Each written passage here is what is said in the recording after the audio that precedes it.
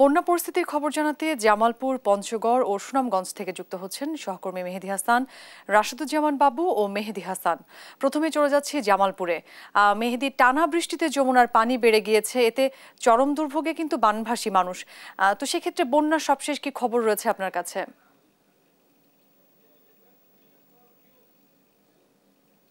উজান থেকে পাহাড়ি ঢল আর বৃষ্টিতে কিন্তু জামালপুরে প্রায় 2 সপ্তাহ যাবৎ জামালপুরের 4টি উপজেলার বিশেষ করে মেলান্দ, ইসলামপুর, দেওয়ানগঞ্জ, বকশীগঞ্জের প্রায় 2 লাখ মানুষ কিন্তু পানিবন্দী। সবচেয়ে আনন্দের সংবাদ ছিল যে গত কয়েকদিন যাবৎ কিন্তু বন্যার যে পানি সেটি কিন্তু যে বিপদসীমার প্রায় 60-70 সেন্টিমিটার উপর দিয়ে প্রবাহিত হচ্ছিল সেটি কিন্তু ধীরে ধীরে কমছিল, যদিও একটু ধীরগতি ছিল। কিন্তু আজকে কিন্তু একটি দুঃসংবাদ রয়েছে, সেটি হচ্ছে যে গত 24 ঘন্টায় যে বন্যার পানি সেটি কিন্তু বিপদসীমার 2 সেন্টিমিটার উপর দিয়ে প্রবাহিত হয়ে এখন বিপদসীমার 51 সেন্টিমিটার উপর দিয়ে প্রবাহিত হচ্ছে। আমি যদি আপনাদেরকে একটু জানাতে চাই যে 2 লাখ মানুষ, বেশিরভাগ মানুষের কিন্তু যে জীবিকা সেটি কিন্তু কৃষি নির্ভর। এই কৃষি কাজের উপর তারা কিন্তু নির্ভরশীল এবং এই পানিবন্দী হওয়ার কারণে কিন্তু তাদের কোনো কাজকর্ম নেই হাতে, এবং এরা কিন্তু দিন আনে দিন খায়, দিনমজুর যাকে বলা হয়।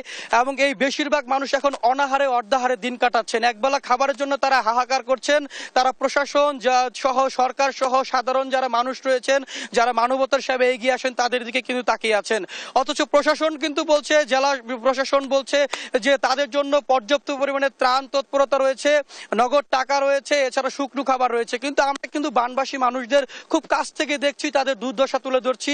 তারা কিন্তু আমাদেরকে জানিয়েছেন যে তারা কিন্তু একবেলা খাবার সেটি কিন্তু তাদের জুটছে না এবং কেউ কিন্তু তাদের খোঁজ খবর নিচ্ছে না। যারা জেলা প্রশাসন বা যারা নেতৃবৃন্দ রয়েছেন, জনপ্রতিনিধি রয়েছেন, তারা শুধুমাত্র আশ্রয় কেন্দ্র বা যেখানে তারা একটু মানুষজন একটু বেশি পাচ্ছেন সেখানে নামমাত্র কিছু ত্রাণ দিয়ে কিন্তু চলে আসছেন। কিন্তু যারা বাড়ি ঘরে আটকে আছেন, পানিবন্দী অবস্থায় আটকে আছেন, এদের কিন্তু খোঁজ খবর কেউ নিচ্ছেন না। এই নিয়ে কিন্তু এই 2 লাখ মানুষ কিন্তু মানবতার জীবন যাপন করছেন। আমি আপনাদেরকে আরেকটু জানাতে চাই, এখন সবচেয়ে বেশি বিপাকে রয়েছেন প্রায় যারা গবাদি পশু লালন পালন করেন।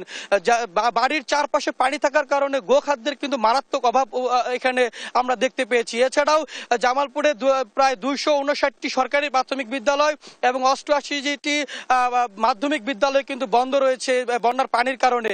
রাস্তাঘাটের অবস্থা কিন্তু নাজুক এবং আমাদের জেলা কৃষি সম্প্রসারণ যে কর্মকর্তা রয়েছেন তিনি কিন্তু আমাদেরকে জানিয়েছেন যে প্রায় 10,000 হেক্টর জমি এই বন্যার পানিতে তলিয়ে আছে। যদি এটি আরো 2 থেকে 3 দিন যদি এই পানি বৃদ্ধি থাকে বা এরকম থাকে, তাহলে কিন্তু যে বর্তমান যে ফসল যে পাট সেটি কিন্তু আর কৃষকরা ঘরে তুলতে পারবেন না। এতে কিন্তু আমাদের এই জামালপুরের 4টি উপজেলার যে কৃষকরা কিন্তু ব্যাপকভাবে ক্ষতিগ্রস্ত হবেন। এই ছিল আমার কাছে সর্বশেষ তথ্য। আমরা এখন শুনবো আমাদের পঞ্চগড়ের বন্যার অবস্থা, সেখানে রয়েছেন আমাদের সহকর্মী বাবু। বাবু, নিশ্চয়ই আমাকে শুনতে পাচ্ছেন, আপনি জানাবেন সেখানকার বন্যার পরিস্থিতি সর্বশেষ তথ্য। বাবু।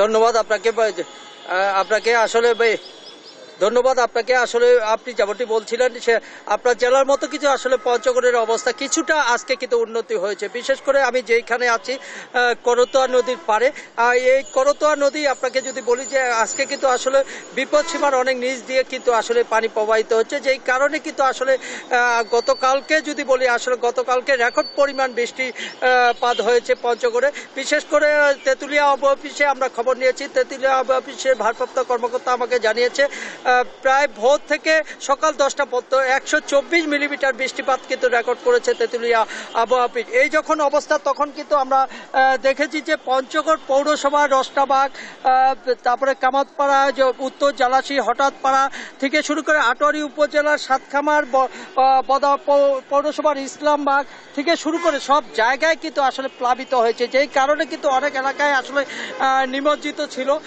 জলবদ্ধতা ছিল, অনেকটা হাঁটু থেকে পানি থেকে কোমর অবধি কিন্তু আসলে বৃষ্টিপাত হয়েছে। কিন্তু এখন পর্যন্ত কিন্তু আসলে এই বন্যা শুরু হওয়ার সাথে সাথেই আমরা দেখেছি যে একজন আনসার সদস্য মাছ শিকার করতে গিয়ে কিন্তু আসলে জলডুবি হয়ে কিন্তু আসলে মারা গেছে।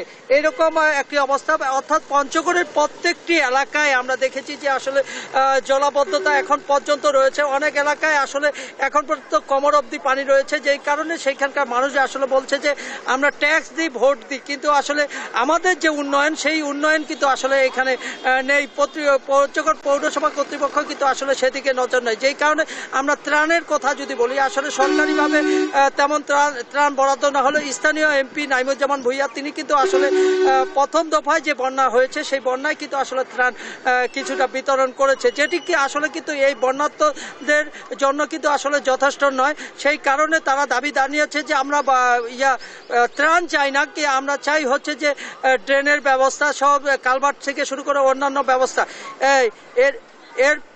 এর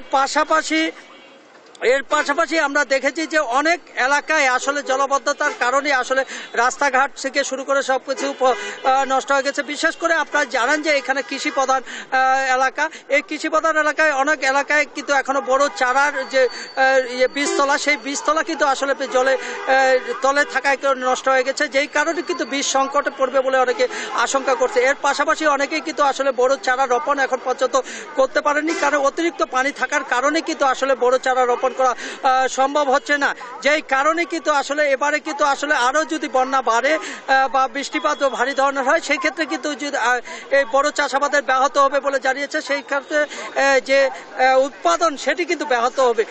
অর্থাৎ কৃষি অফিস বলছে যে আসলে এখন পর্যন্ত ক্ষতির কোনো সম্ভাবনা তারা দেখেনি বা পায়নি। এই ছিল পঞ্চগড় থেকে আমার কাছে সর্বশেষ সংবাদ। আমি চলে যাচ্ছি সুনামগঞ্জে, সেখানে বন্যা পরিস্থিতি জানাতে আছেন মেহেদী। আপনার জেলায় বন্যা পরিস্থিতি কেমন জানাবেন? বাবু দেখুন, সুনামগঞ্জে কিন্তু বন্যা পরিস্থিতি অনেকটাই স্বাভাবিক রয়েছে এখন, যেহেতু সুনামগঞ্জ হাওর অঞ্চল আপনি জানেন, এই হাওর অঞ্চলে কিন্তু প্রায় 6 মাস হাওরে সুনামগঞ্জের যে হাওরগুলো পানিতে টইটম্বর থাকে এবং এটিকে আসলে হাওরে ভরা যৌবন আমরা বলি, এই যার কারণে এখনের যে পানি আছে সেই পানিটাকে আমরা স্বাভাবিক পানি বলছি। এবং যেটি ভয়ের বিষয় হচ্ছে, সুনামগঞ্জ কিন্তু গত 2 দফায় বন্যা প্লাবিত হয়েছিল, যার কারণে আসলে মানুষের মনে একটি শঙ্কা সবসময় থাকে, বৃষ্টি হলেই বন্যা হওয়ার একটি সম্ভাবনা মনে করেন তারা। এবং আপনাকে আরেকটি বিষয় জানিয়ে রাখি, গত 24 ঘন্টায় কিন্তু সুনামগঞ্জে ব্যাপক বৃষ্টিপাত হয়েছে। গত 24 ঘন্টায় সুনামগঞ্জে পানি উন্নয়ন বোর্ড জানিয়েছে যে 260 মিলিমিটার বৃষ্টিপাত তারা রেকর্ড করেছেন এবং ভারতের চেরাপুঞ্জিতে 310 মিলিমিটার বৃষ্টিপাত রেকর্ড হয়েছে। তো এই বৃষ্টি আসলে এত ভারী বৃষ্টি যে ভয়ের কারণ বলে তারা বলছেন। তবে পানি উন্নয়ন বোর্ড বলছে এই বৃষ্টিপাত সকাল থেকে থেমে গেছে এবং গতকালকে রাত্রে বেশি বৃষ্টিপাত হয়েছে এবং এই বৃষ্টিপাত থেমে যাওয়ার কারণে কিন্তু আবার পানি স্বাভাবিক হচ্ছে। এবং গত 24 ঘন্টায় সুনামগঞ্জে সুরমা নদীর পানি প্রায় 20 সেন্টিমিটার বেড়েছে, অর্থাৎ এখনো কিন্তু বিপদসীমার নিচ দিয়ে পানি প্রবাহিত হচ্ছে। এবং আমরা কথা বলেছিলাম পানি উন্নয়ন বোর্ডের নির্বাহী প্রকৌশলী মামুন হাওলাদারের সাথে, তিনি আমাদেরকে জানিয়েছেন আগামী 24 ঘন্টা বৃষ্টির কোনো সম্ভাবনা নেই। গত 24 ঘন্টা যে বৃষ্টিপাত হয়েছে সেটি আসলে আবহাওয়া ভালো হওয়ার সাথে সাথেই এই পানিটা কমে যাবে এবং আরো পরিস্থিতি আরো স্বাভাবিক হবে। এবং আমরা কথা বলেছিলাম সুনামগঞ্জের জেলা প্রশাসক রাশেদ ইকবাল চৌধুরীর সাথে, তিনি আমাদেরকে জানিয়েছেন যে এই বৃষ্টিপাত আসলে ভয়ের কোনো কারণ নেই, বন্যার পরিস্থিতি আসলে এখনই হচ্ছে না বলে তারা বলছেন। যদি বৃষ্টিপাত আরো বেশি হয় এবং তার স্থায়িত্ব বেশি থাকে, তার ফলে হয়তো বন্যার পরিস্থিতি হতে পারে, তবে এখন বন্যার কোনো শঙ্কা তারা দেখছেন না। আপনাকে আরেকটি বিষয় জানিয়ে রাখি যে সুনামগঞ্জে কিন্তু গত 2 দফা বন্যায় প্রায় 250 কিলোমিটার সড়কের ক্ষতিগ্রস্ত হয়েছে এবং প্রায় 8000 পুকুর ক্ষতিগ্রস্ত হয়েছে এবং প্রায় 2000 হেক্টর ফসলি ধান ক্ষতিগ্রস্ত হয়েছে। তো সব মিলিয়ে আসলে এখন সুনামগঞ্জে বন্যার পরিস্থিতি অনেকটাই স্বাভাবিক বললেই চলে। এই ছিল আমার কাছে সুনামগঞ্জ থেকে বন্যার সর্বশেষ তথ্য। অরিন, ধন্যবাদ আপনাদের আমাদের সাথে যুক্ত হবার জন্য। দর্শক, জামালপুর, সুনামগঞ্জ এবং পঞ্চগড়ের বন্যা পরিস্থিতি জানাচ্ছিলেন আমাদের সহকর্মীরা।